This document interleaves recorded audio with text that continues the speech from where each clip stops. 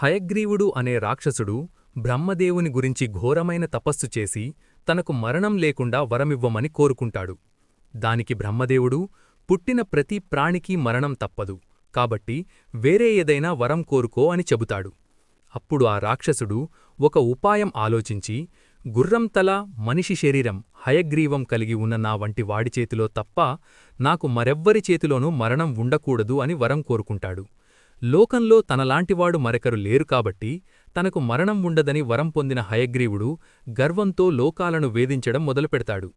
చివరకు బ్రహ్మదేవుని వద్ద నుండి వేదాలను దొంగిలించి సముద్రంలో దాక్కుంటాడు. బ్రహ్మదేవుడు విష్ణుమూర్తి దగ్గరికి వెళ్లగా అప్పటికే విష్ణుమూర్తి రాక్షసులతో సుదీర్ఘకాలం పోరాడి అలసిపోయి తన శారంగధనస్సును భూమిపై ఆనించి దానిపై తలపెట్టుకుని నిద్రిస్తుంటాడు. స్వామిని నిద్రలేపగానికి బ్రహ్మదేవుడు వంవ్రీ అనే చెదపుపురుగును సృష్టించి ఆ ధనుస్సు నారిని కొరకమని చెబుతాడు. చెదపురుగు నారిని కొరకగానే ధనుస్సు ఒక్కసారిగా విముక్తమై తీవ్రమైన వేగంతో విష్ణుమూర్తి శిరస్సును శరీరం నుండి వేరుచేస్తుంది. ఆ శిరస్సు ఎగిరి సముద్రంలో పడుతుంది. అప్పుడు దేవతలందరూ భయాందోళనకు గురవ్వగా దేవీ అనుగ్రహంతో విశ్వకర్మ ఒక గుర్రం తలను తెచ్చి విష్ణుమూర్తి శరీరానికి అమరుస్తాడు.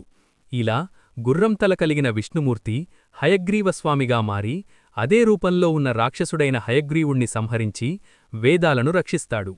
రాక్షసులను చంపడానికి భగవంతుడు కూడా ఎన్నో కష్టాలను, అవతారాలను స్వీకరించాల్సి వచ్చింది.